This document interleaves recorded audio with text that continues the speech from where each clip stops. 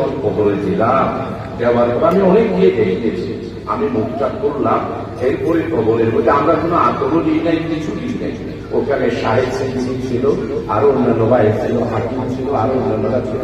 কবর দিলাম, তখন আমি সাহেব সেন্সি বললাম, সাহেব দেখো শরীরের লাশ কিভাবে হতে পারে, এত সুন্দর করে কবর থেকে সুগন্ধি বের হয়েছিল, যেটা আমি আমার জীবনের মৃত্যুর আগ পর্যন্ত করতে পারবো। এই হচ্ছে শহীদ আনোয়ার ভাই। আল্লাহ তাআলা তার শাহাদাতকে নির্বাচিত হয়েছিলাম, জনগণের খেদমত করার সুযোগ পেয়েছিলাম। আমাদের শহীদ আনোয়ার ভাই লোহাগাড়াতে থাকে। লোহাগাড়া সিনিয়র মাদ্রাসা যেটা ছিল, সেই মাদ্রাসাতে লেখাপড়া করত। মেম্বার সাহেবদের বাড়িতে উনি রোজিন থাকতেন।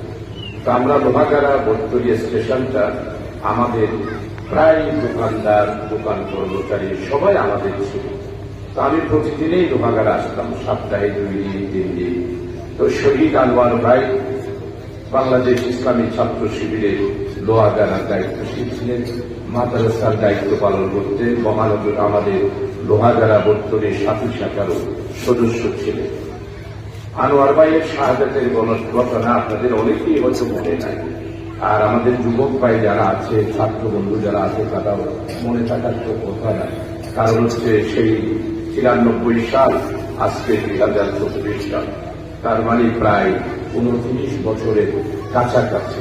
আজকে 29 বছর অতিবাহিত হয়েছে। এই 29 বছরে আমরা মাত্র 3 বার আনোয়ার ভাইয়ের শাহাদত বার্ষিকী পালন করার সুযোগ পেয়েছিলাম। এরপরে আর শাহাদত বার্ষিকী পালন করার,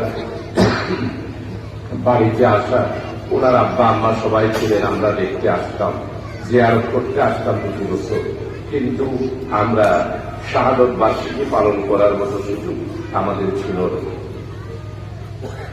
শহীদ আনোয়ার হোসেন ভাই সৎকারিয়া কলেজে ইসলামী ছাত্র শিবিরের সাথে তৎকালীন সময়ে যারা আমাদেরকে দেখতে পারত না, আমাদের বিরোধিতা করত, আমরা যারা সেই দিন নির্বাচিত হয়েছিলাম তাদেরকে সহ্য করতে পারত না, তারা সব সময় সৎকারিয়া ঘটনা একটা না একটা ঘটনা সংগঠিত করত। বলিয়াপাড়ার আমাদের ছাত্র শিবিরের যারা ছিল, সমদল পাড়া, দুজমত পাড়া, আমাদের রামপুরের এই এলাকার যারা ছিল, প্রতিদিনেই সেখানে একটা না একটা ঘটনা হত। সর্বশেষ একটি ঘটনা সেইভাবে সেখানে উদ্ভব হল। আপনারা জানেন, সেই ঘটনায় সেই দিন একদম শান্ত শিষ্ট একটা পরিবেশ, সেই পরিবেশের মধ্যেই কিছু সংখ্যক উচ্ছৃঙ্খল অছাত্র তারা কলেজের মধ্যে আক্রমণ করে আমি তখন ছিলাম শহরে, আক্রমণ করে আমাদের ওসি সাহেব ছিলেন, উনি যেতে যেতেই আনোয়ার ভাইদের উপরে আক্রমণ করে আনোয়ার ভাই গিয়েছিলেন, গিয়ে থাকা অবস্থায় তার উপরে বেদমভাবে আক্রমণ করে শেষ পর্যন্ত সাতকানিয়াতে চিকিৎসা ফেল হয়ে আমরা চট্টগ্রাম মেট্রোপলিটন হাসপাতালে আমাদের শহীদ আনোয়ার ভাইকে ভর্তি করি। প্রায় 2-3 দিন আমাদের অক্লান্ত এবং যার পর নাই এবং সমস্ত জামাত ইসলামী ছাত্র শিবির আমরা আল্লাহর কাছে হায়াতের জন্য, সুস্থতার জন্য দোয়া করেছি, কান্নাকাটি করেছি। এরপর আল্লাহ তাআলার পছন্দ হয়েছে আমাদের আনোয়ার ভাই অবশ্য সাতকানিয়া থেকে এই মেট্রোপলিটনের যতদিন চিকিৎসা ছিলেন একদিনও জবান করে কোনো কথা বলতে পারেনি। আমরা দেখেছি এবং সেবা শুশ্রূষা চালিয়ে আমরা করেছি। শেষ পর্যন্ত আমাদের সমস্ত ডাক্তারদের এবং আমাদের সবাই পরিশ্রম এবং আমাদের সবাই আমরা সেবা শুশ্রূষা সবকিছুকে আল্লাহ তাআলার মেহেরবানি আমাদের সবাইকে শেষ পর্যন্ত শহীদ আনোয়ার ভাই আমাদের সবাইকে বিদায় দিয়ে আল্লাহ তাআলা ওনাকে কবুল করেছেন। ওয়ালা নাবলুওয়ান্না ওয়ালা তাকুলু লিমান ইউকতালু ফি সাবিলিল্লাহি আমওয়াত বাল আহইয়াউন ওয়ালাকিন লা তাশউরুন। কোরআনের মজিদের এই আয়াত অনুসারে আমরা শপথ ধারণ করেছিলাম। আনোয়ার ভাই, আমি এই ঘটনাটা বলছি এই জন্য, আমি নিজ হাতে কবরে দিয়েছি। তো আমি তো কোনোদিন কারবালার শহীদকেও পাই নাই, ওহুদের প্রান্তরের শহীদকেও পাই নাই, বদরের যুদ্ধের শহীদকেও পাই নাই। তখন ইলেকট্রিসিটি ছিল না, ব্যান্টন লাইন দিয়ে আমরা মাগরিবের পরে আমরা প্রায় এশারের সময় হয়েছে আমরা ওনাকে কবরস্থ যখন করতেছি। কারণ যে জানাজা চট্টগ্রাম লালদিঘির ময়দানে জানাজা হয়েছিল হাজার হাজার, এরপরে সাতকানিয়া হাই স্কুলের মাঠে সাতকানিয়া কলেজের প্রিন্সিপাল সহ শিক্ষক সহ চেয়ারম্যান সহ প্রায় এবং তৎকালীন সময়ে 20 থেকে 25,000 মানুষের কান্নার মধ্য দিয়ে আমরা শহীদ আনোয়ার ভাইয়ের বিদায় দিয়েছিলাম। এইখানেও একটা জানাজা হয়েছিল, অত্যন্ত সুন্দর একটা কবর। এই কবরের মধ্যে আমি শহীদ আনোয়ারকে, আমি ছাত্র শিবিরের তৎকালীন সভাপতি, আমি তো তখন জেলা আমির ছিলাম, যখন জেলা আমির ছিলাম, শহীদ আনোয়ার ভাইকে যখন কবরে দিলাম, দেওয়ার পর আমি অনেক গিয়ে দেখিয়েছি, আমি মুখটা করলাম। এরপরে কবরের মধ্যে আমরা কোনো আগ্রহী নাই, কিছু নাই। ওখানে সাহেব সিং ছিল, আরো অন্যান্য ভাই ছিল, হাকিম ছিল, আরো অন্যান্যরা ছিল। কবর দিলাম, তখন আমি সাহেব সিংকে বললাম, সাহেব দেখো শরীরের লাশ কিভাবে হতে পারে। এত সুন্দর করে কবর থেকে সুগন্ধি বের হয়েছিল, যেটা আমি আমার জীবনের মৃত্যুর আগ পর্যন্ত করতে পারব। এই হচ্ছে শহীদ আনোয়ার ভাই। আল্লাহ তাআলা তার শাহাদাতকে সেই দিন কবুল করেছেন। কারবালার শহীদ দেখি নাই, ওহুদের প্রান্তরের শহীদ দেখি নাই, বালাকোটের শহীদ দেখি নাই, জিন্দা শহীদ আমাদের আনোয়ার ভাইয়ের ব্যাপারে লোহাগাড়া সিনিয়র মাদ্রাসা যে পাড়াটা আছে, প্রত্যেকটা পাড়া, প্রত্যেকটা লোহারা সেই জানায় দিয়েছিল, আবার বিদ্রোহীরা নারীরা পর্যন্ত। আজকে শহীদ আনোয়ার ভাই সেই রেখে যাওয়া পথরে তার অস্নাত সব সেই রক্তের উপর দিয়েই আমাদের সাতকানিয়া লোহাগাড়াকে জামাত ইসলামী আজকে প্রতিষ্ঠা লাভ করেছে, ইসলামী আন্দোলন লাভ করেছে। অপরাধ তো কিছুই ছিল না, বিবেক তো কিছুই ছিল না, কোন জায়গা জমি নিয়েও না, পারিবারিক কোন দ্বন্দ্বও না। আমাদের আনোয়ার ভাই ছাত্র শিবির করত, আমরা জামাত ইসলামী করতাম। আমাদের উদ্দেশ্য ছিল একটা, মানুষের মুক্তির জন্য, মানুষের কল্যাণের জন্য। আল্লাহ নবী সাল্লাল্লাহু আলাইহি ওয়াসাল্লাম মদিনায় মুনাওয়ারায় রাষ্ট্র কায়েম করেছেন, আমরা সেই একটা রাষ্ট্র কায়েম করতে চাই। আমরা তো কোনো রাজনীতি করতে চাই না, আমরা কোনো ক্ষমতায় চাই না, আমরা তো কোনো সরকার গঠন করতে চাই না। আমাদের আওয়াজ শুধু একটা, আজ থেকে 83 বছর আগেই আমাদের যাত্রা শুরু হয়েছে।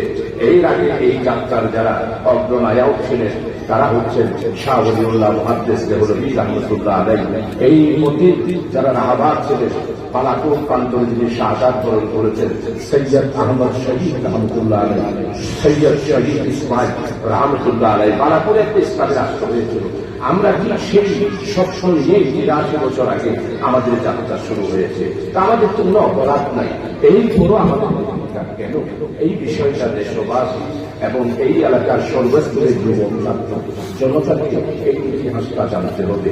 পার্থক্য শুধু এতটুকু, আমরা কি কল্যাণময়, ওয়েলফেয়ার, ন্যায়, ইনসাফ, বৈষম্য একটি সমাজ কায়েম করতে চাই।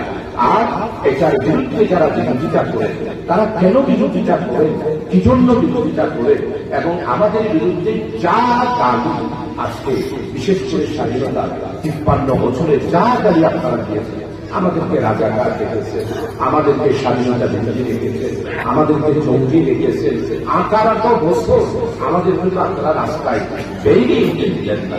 আমাদের অপরাধটা আপনারা জনগণকে বুঝিয়ে বলুন, আস্তে আস্তে স্পষ্ট হয়ে গেছে। অপরাধ শুধু একটি, আমরা এই দেশকে ভালোবাসি, এই দেশের স্বাধীনতা সার্বভৌমত্ব রক্ষার জন্য আমরা আমাদের শেষ রক্তবিন্দু দিতে আমরা প্রস্তুত আছি। আর আপনারা বর্গীর মতো দেশকে শাসন করেছেন, মারাঠারা যেভাবে করেছে, বর্গীরা যেভাবে করেছে, ব্রিটিশ বেটিয়ারা যেভাবে করেছেন, আপনারাও ঠিক হিন্দুস্তানের দালাল হিসাবে এই দেশকে হিন্দুস্তানের তরফ কার্য বানানোর জন্যই আপনারা রাজনীতি করেছেন। সেটার প্রমাণ আপনি হয়ে গিয়েছে। 14 আগস্ট আজকে এই দেশের মানুষ স্পষ্টভাবে বুঝে ফেলেছে, আমরা এই দেশেরই সন্তান।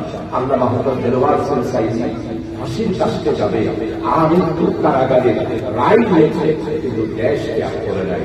ওনাকে তুরস্ক বলেছিল যে আমরা মোহাম্মদ সাইদি শেখ আসুন, আপনি তুরস্কে আপনার জন্য আমরা জায়গা করে দেব, সরকারের সাথে নিয়ে করব। পাকিস্তান বলেছিল, ইরান বলেছিল, এরপরে ইন্দোনেশিয়া বলেছিল, কিন্তু সাইদি শেখ জেলখানায় উত্তর দিল, আল্লাহ তাআলা আমাদের এই দেশেই পাঠিয়েছে, এই দেশেই কোরআনের খেদমত করার জন্য আল্লাহ তাআলা আমাকে বাছাই করেছেন, আমি কোরআনের খেদমত করেছি। যদি আমার মৃত্যু হয় তাহলে এই দেশেই হবে। আমি এই দেশের মানুষরা এই দেশকে ছেড়ে আমি বিদেশে আমি কোনোদিনও যেতে পারবো না। কিন্তু আপনারা যারা এইখানে দেশ দরদি, হাজার বছরের শ্রেষ্ঠ বাঙালি, আপনারাই মানব দরদি, আপনারা হাজার বছরের মুক্তিযোদ্ধার ইতিহাসের করণায় পার্লামেন্টে দাঁড়াইয়া আপনারা বলছিলেন যে আমি শেখে বেঁচে পালাবো। কিন্তু আজকে আপনি 4 আগস্ট পৌনে 4টার সময় আপনি আমাদের দেশে আওয়ামী লীগের যারা আছেন তাদের সবাইকে সুখ সাগরে বাসায় দিয়া এদেরকে সাগরের মধ্যে সাঁতার কাটাইতে দিয়া আপনি সুন্দর করে হিন্দুস্তানে পালায় দিয়েছেন। আজকে আওয়ামী লীগের বন্ধুরা আপনারা নিজেরাই প্রশ্ন করেন, শেখের বেশি পালাই না, তাহলে এখন সেই বেশি পালিয়েছি, তাহলে তো স্পষ্ট যে শেখ হাসিনা নরেন্দ্র মোদীর বেশি হিন্দুস্তানে। আমাদের দেশ অত্যন্ত সুন্দর দেশ। আজকে যে দিনই শিক্ষা প্রতিষ্ঠান কেন করল? আজকে 18 বছরে আমাদের প্রাইমারি স্কুল, আপনারা এই কারণে শিক্ষক আছে, প্রাইমারি স্কুলের শিক্ষা ব্যবস্থা ধ্বংস করে দিয়েছে। যুগযুগী তাবলা, মূর্তি এবং সংস্কৃতির নাম দিয়ে আমাদের দেশে আমাদের ছোট ছোট বাচ্চাদের, ছেলেদের শিক্ষাকে আপনারা সম্পূর্ণরূপে ধ্বংস করে দিয়েছেন, ছাত্রলীগের দিকে নিয়ে যেতেছিলেন। আল্লাহ সহ্য করে নাই। এই জন্যেই আজকে 5ই অগাস্টের বিপ্লব হয়েছে। এই 5ই অগাস্টের বিপ্লবে প্রায় 1583 জন আমাদের দামাল যুবক ছাত্র বন্ধুরা প্রাণ দিয়েছে। সাইদ কিভাবে প্রাণ দিয়েছে? এটা কি সম্ভব? আল্লাহ তাআলা তাকে এমন যশটা দিয়েছেন, গুলি করো, গুলি করেছে, আরেকটা করো, দাঁড়াই গেছে, গুলি এসেছে, তার উপর পিছপায় হয় নাই। এইভাবে করে আমার দামাল ছেলেরা 1583 এই যে সেই অ্যাডভোকেট সাইফুল ইসলাম আলী হত্যা হতো, তারা বড় তাকে কেন তাকে এইভাবে করে হত্যা করলো? প্রিয় দেশবাসী, এলাকাবাসী, আমার নবী সাল্লাল্লাহু আলাইহি ওয়াসাল্লাম সাল্লাল্লাহু আলাইহি ওয়াসাল্লাম পৃথিবীতে এসেছিলেন জালেমের বিরুদ্ধে, জুলুমের বিরুদ্ধে, অন্যায়ের বিরুদ্ধে, লুটপাটের বিরুদ্ধে, অত বুর্জুয়া শক্তির বিরুদ্ধে। আরব জাহানে আমার নবী সাল্লাল্লাহু আলাইহি ওয়াসাল্লাম আল্লাহর পক্ষ থেকে তশরীফ এনেছিলেন। উনি একটি সুন্দর সমাজ করেছিলেন। আরবের ইরানে জাহানের যুগে মদিনায় বড়বাড়াতে একটি ইসলামী রাষ্ট্র, এই ইসলামী রাষ্ট্রের মাধ্যমে শাসিত হয়েছে। আমরা মুসলমান, আজকে ইসলামী অর্থনীতি আমরা জানি না। আমাদের তুলনায় গ্রামগুলো আছে, ওনারা হয়তো লেখাপড়া করে ইসলামী অর্থনীতি জানতে পারে, কিন্তু আমার দেশের জনগণ ইসলামী অর্থনীতির সুফল পাই নাই। আজকে যে অর্থনীতি, এই অর্থনীতির মাধ্যমে 18 বছর নয় 53 বছরে অর্থ থেকে 75 মুরব্বী যারা আছেন তারা জানেন, আওয়ামী লীগের সেই দিন তারা বলেছিল আমরা ইসলামিক দল এবং জামাত ইসলামীকে দাবায় রাখিয়েছি। 72 থেকে 75 আমাদের কাজ করতে দেয় নাই। 18 বছর আমাদের বিরুদ্ধে মামলা, হামলা, অত্যাচার, আইনাগর সব কিছু আজকে আমাদের বিরুদ্ধে। আমরা কোথাও একটু বসতেও পারি না, আমরা কোথাও বসে একটা ফলাফল বসতে পারি না। আমাদের জামাতের লোক যারা আছে তারা মাথা উঁচু করে কোনো বিয়ে অনুষ্ঠান করতে পারে না। আওয়ামী লীগ একদিকে, জামাত আরেকদিকে। ওরে ভাই, আওয়ামী লীগের বন্ধুরা আপনারা কি মনে করেছেন? আপনারা মনে করেছেন যে জামাত ইসলামীকে খতম করতে পারবে? পারছেন খতম করতে। আপনারা খতম করতে গাইয়া দিয়া নিজেরা তো ইতিহাসের আস্থা করে নিক্ষিপ্ত হয়েছে। আমাদের দেশটা অত্যন্ত সুন্দর দেশ। লুটপাট তারে প্রধানমন্ত্রী শেখ হাসিনা বলতেছে আমার পিএমেরও 400 কোটি টাকা আছে, বলেন আমার পিএমেরও 400 কোটি টাকা আছে। আর আজকে পত্রিকায় 2 দিন আগে পত্রিকার মধ্যে প্রকাশিত হয়েছে শেখ হাসিনা আর শেখ রেহানা 2 লক্ষ কোটি টাকা বিদেশে পাচার করে দিয়েছে। কাউয়া কাঁদে আর মন্ত্রীরা বিদেশি যাচ্ছে, জুবান পান কাউয়া কাঁদে এবং আওয়ামী লীগের মন্ত্রী যারা ছিল তারা শুধু বিদেশে চিকিৎসা বাবদ 2 lakh billion dollar bill payment করেছে সিঙ্গাপুর আর ব্যাংককের মধ্যে। চেষ্টা করতে পারে আপনার আমার টাকা নাই, একটা বড় নাই, ব্যাংক থেকে আমরা লোন পাই না, আর ব্যাংক থেকে শুধু এক টাকা ইসলামী ব্যাংকে ৭৩,০০০ কোটি টাকা লোন নিয়েছে। একটা ফ্যাক্টরি নাই, একটা ইন্ডাস্ট্রি কোথাও করে নাই, এত টাকা শুধু কি একজন সালমানের রহমান আজকে ভ্যাকসিন ৪,০০০ কোটি টাকা উইদাউট ডকুমেন্টস ব্যাংক থেকে লুট করেছে। আজকে যুগান্তর পত্রিকার মধ্যে আছে, ইনকামের মধ্যে আছে, আপনারা বলবেন আজকে এতগুলো টাকা আর সালমানের প্রমাণ দেশে থাকতে পারছে। কত সুন্দর আওয়ামী লীগের বন্ধুরা আপনারা ইমান এত দুর্বল, এত দুর্বল দাঁড়িয়ে রেখে আসে মুক্তার ধোয়ার উজ্জ্বল বলি লঙ্গিয়ে কাল করি দরগা কাল আলোর দিই নৌকার ঘর ভিতর দিই তাই গেলে জানি তোর পরে আসি জানছিল তো বিডিআরও তো নসিবে চারি চারি দলের সাথে উন্নয়নের উন্নয়ন তো আনছিল ইরানি সম্মানের প্রমাণ বিডিআরও এই হচ্ছে আওয়ামী লীগের তারা দেশকে ধ্বংস করে দিয়েছে। এই দেশের স্বাধীনতার সার্বভৌম আজকে বৈষম্য বিরোধী ছাত্র আন্দোলন ৫ই আগস্ট ৩৬শে জুলাই এই পরিবর্তন যদি না হতো তাহলে আমাদের দেশ ৬ মাসের মধ্যে ইন্ডিয়ার হিন্দুস্তানের সাথে ১৭টা চুক্তি করেছে। আজকে সিরাজুল নবী সাল্লাল্লাহু আলাইহি ওয়াসাল্লাম মাহফিল, আপনাদেরকে চিন্তা করতে হবে ১৭টা চুক্তি কি? পানি চুক্তি, যাতায়াতের চুক্তি, বাণিজ্য চুক্তি, বিদ্যুৎ চুক্তি। আমরা গ্যাস করতে পারবো না, স্বাধীন সার্বভৌম ইন্ডিয়া বলছে আপনারা গ্যাস করতে পারেন, গ্যাস করছে শুধু ৫,০০০ নিচের যদি পান গাড়ি কেন? আমরা স্বাধীন সার্বভৌম দেশ, ৩০ লক্ষ আমার তামাম ছেলেরা ৭১ সালে এক সাগর রক্তের বিনিময়ে আমার প্রিয়দের জন্মভূমি আমরা স্বাধীনতা লাভ করি। কারো দয়ায় স্বাধীনতা পাই না, আমার তামার যুবক ছেলেরা রক্ত দিয়ে স্বাধীন করেছি আমরা। আমাদের পতাকা আছে, আমাদের সংবিধান আছে, আমাদের পার্লামেন্ট আছে। তুমি কে হিন্দুস্তান আমাদেরকে চোখ জানায় দেখবে? আজকে বৈষম্য বিরোধী ছাত্র আন্দোলন আজকে ১৭টা যে চুক্তি করেছে, আজকে এক এক করে আমরা তো দাবি করছি এগুলো বাতিল করার জন্য। আজকে গ্যাস আমরা উত্তোলন করতে পারছি না, এই চুক্তি বাতিল হলে আমরা যদি বেশি বিশেষজ্ঞরা বলছেন ৭,০০০ নিচে গেলে এই গ্যাসের সমুদ্রের ভিতরে আমাদের বাংলাদেশ নয়, বাংলাদেশের মতো ২২টা দেশ ৫০ বছর আর আমাদের গ্যাস। এই হচ্ছে বাংলাদেশে আমাদের অবস্থা। কিন্তু দুর্ভাগ্য পররাষ্ট্রনীতির কারণে আজকে আমাদের দেশের অর্থনীতি সর্বশান্ত হয়ে গিয়েছে। প্রত্যেকে হবে ৮টা ব্যাংকে কোনো টাকা নাই, সিলেটের চলে টাকা। আমি গত পরশু ইউনিয়ন ব্যাংকের চেয়ারম্যান জনাব ফরিদ সাহেব আমাকে ডেকে নিয়ে গিয়েছিলেন একটা বিশেষ কারণ। উনি বললেন সিলেটের এতিমখানার যার টাকা আছে ওই আপনারা দেখেন না যার নামে বিজ্ঞানে কত মসজিদ চাঁদা দিচ্ছে, যে এই মসজিদে এই মসজিদের নোয়াজ করে নোয়াজ আর আচার্য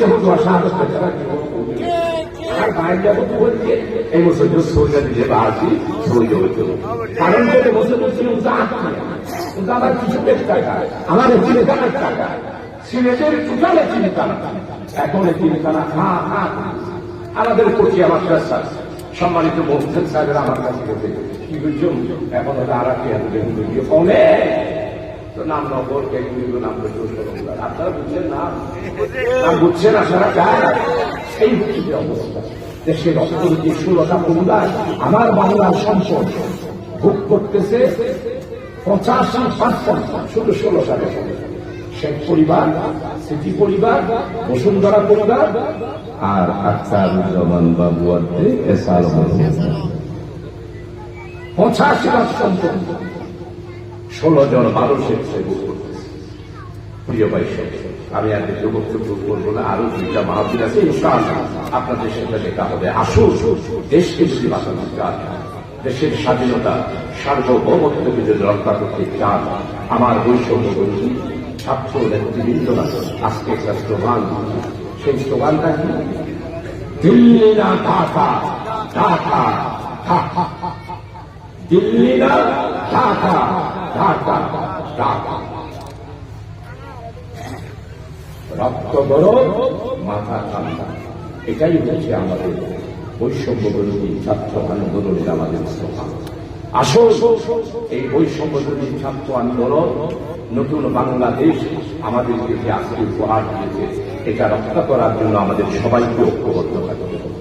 আমরা যে সুযোগ পেয়েছি এই অবস্থায়, অবশ্য আমাদের মানুষ হলে মনে মনে ভাবেন যে আবার আবার আইবো, আবার ক্ষমতা দখল করে নির্বাচন আর আইবি করাই। আমরা আসি,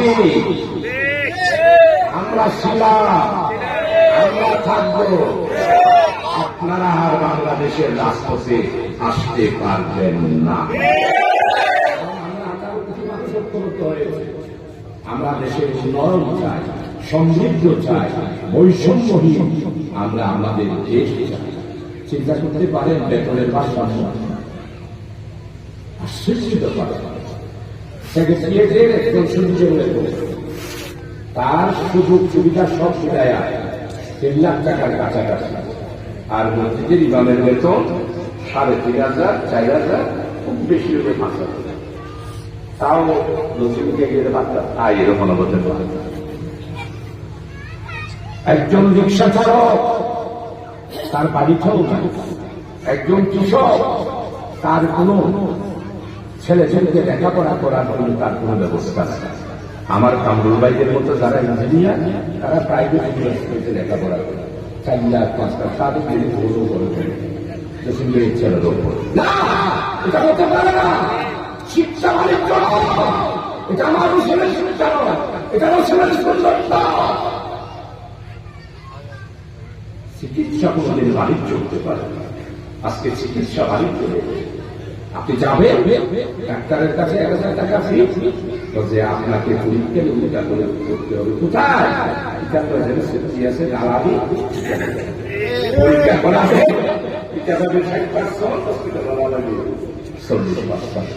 এই সমাজ হতে পারে কোনদিন। আমাকে অনেকেই বলে আপনি এটা আমার রসুলের, এটা আমার সন্ন্যাস, আমার কোরআনের, আমার অর্থব্যবস্থা। শিক্ষা সবাই পাবে, গরিবের ছেলেও পাবে, জসিমুসি উপজেলা ছেলেও শিক্ষা পাবে, আলমগীরের ছেলেও শিক্ষা পাবে। আমার ছেলে শিক্ষা পাবে না, আর তোমার ছেলে প্রাইভেট ইউনিভার্সিটিতে পড়ে ডক্টরেট সার্টিফিকেট পাবে, 4 লাখ টাকা বেতন মারিবা, এটা কোনদিন হতে পারে না। প্রিয় ভাই, এই পবিত্র দেশটাকে আজকে ধ্বংস করে দিয়েছে আমার মুসলমানদেরকে কষ্ট দেওয়ার জন্য, মুসলমানদেরকে মুক্তি দেওয়ার জন্য, উম্মতে মুহাম্মদীদের জন্য সুন্দর একটি সমাজের জন্য আমার রাসূল জীবন দিয়েছে। প্রিয় ভাই, আজকে আমরা তারা হাসরের ময়দানে প্রথম যে ডাক্তার দেবে, ও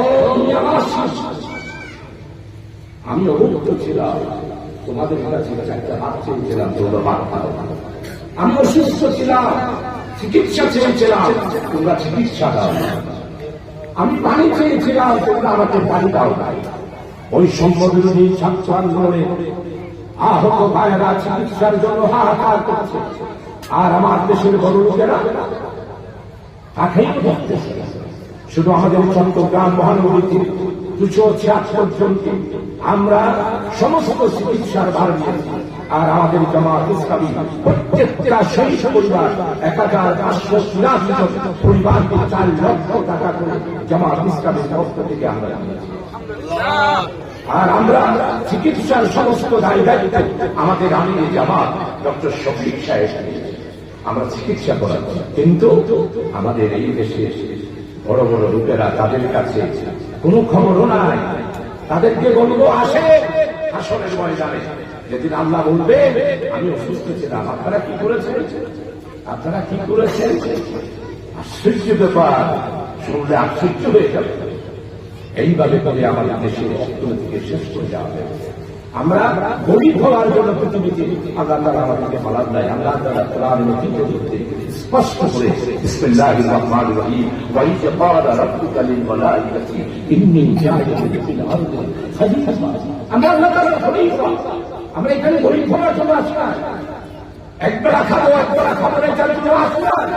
এটার বিরুদ্ধেই আমার নবী আজ থেকে ১,৫০০ বছর পরে ১,০০০ বছর পূর্বে মদিনায় মুবারকে মক্কায় মুআজ্জামাতে আল্লাহর পক্ষ থেকে ইমামুল আম্বিয়া রাসূল আকরাম সাল্লাল্লাহু আলাইহি ওয়াসাল্লাম এই দুনিয়ার পরিবর্তনের জন্যই দুনিয়াতে এসেছেন। তাই আজকে আপনারা শহীদ ব্যবহার বানিয়ে স্মৃতিতে আজকে আমরা আপনারা যে কথা বলার সুযোগ পাচ্ছি, আল্লাহর কাছে দোয়া করছি আল্লাহ যেন আমার ভাই অবশ্যই সেই জান্নাত, সে অবশ্যই জান্নাত শহীদ হিসাবে চলে যাবে। আল্লাহ তাআলা এই এলাকার উপরে রহম করুন। আর আপনাদের যুবক জামান ভাইয়েরা যারা আছেন, যারা মনে মনে ভাবতেছেন আবার কেন তাদেরকে বলবো কিয়ামতের ফজর হবে, কিন্তু আওয়ামী লীগ রাজপথে ইনশাআল্লাহ রাজনীতি করতে পারবে।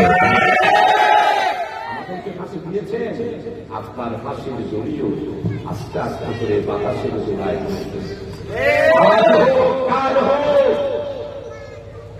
আপনারা যারা আমাদেরকে ফাঁসি দিয়েছিলেন তাদেরকে অবশ্যই ফাঁসির কাজটি আপনাদেরকে ঝুঁকতে হবে, আপনাদেরকে ফাঁসি দেওয়া হবে। আসুন আমাদের দেশকে রক্ষা করার জন্য, আমাদের দেশের এডুকেশন শিক্ষানীতিকে রক্ষা করার জন্য তারা জানেন 1969 সাল শুধুমাত্র ইসলামিক এডুকেশনের জন্য একটা বক্তৃতা দিয়েছিল। এই আওয়ামী লীগ সহ্য করতে পারে নাই, শহীদ আব্দুল মালেক শহীদ করে দিয়েছে। কে?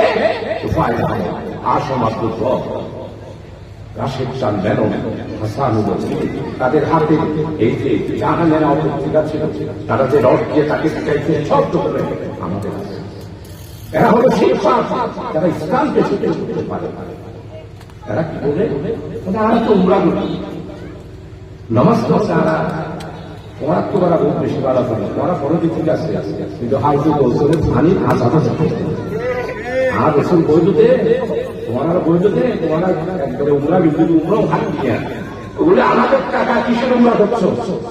একবারে বউ আমি নিজের উমরা কিছু জানি না, বউ মানুষ কিন্তু আপনার মানুষ যায় বৃষ্টির হতেই দিয়ে বৃষ্টি হয় মারা না আমাদের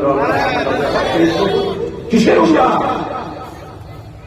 আজকে আমার দেশ এবং জাত এবং ইসলাম ধ্বংস করে দিয়েছে এই রাজনৈতিক দল আওয়ামী লীগ।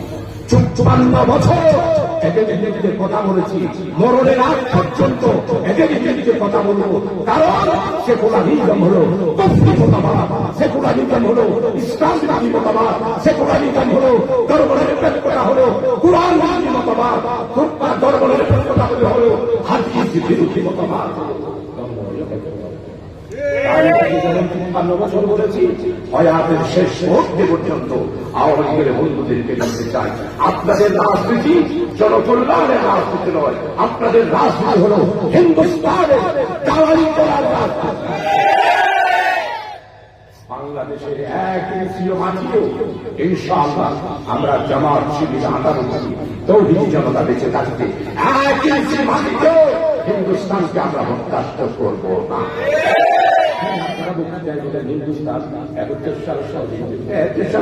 সহযোগিতা করানোর মানে আর স্বাধীনতা সার্বভৌম খবর।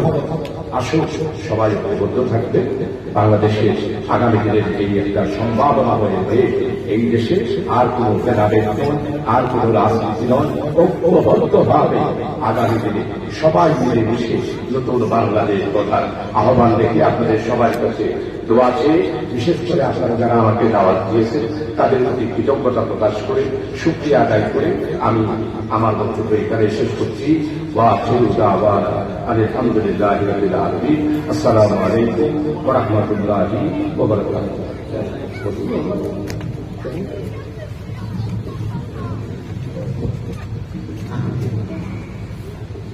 আলহামদুলিল্লাহ, সুবহানাল্লাহ। এতক্ষণ ধরে আমাদের কাঙ্ক্ষিত মেহমান, আজকের অনুষ্ঠানের প্রধান আকর্ষণ, আপনাদের সম্মুখে স্বৈর শাসকের যে অপরাধ, যত ধরনের দুর্গাবাজি, যত ধরনের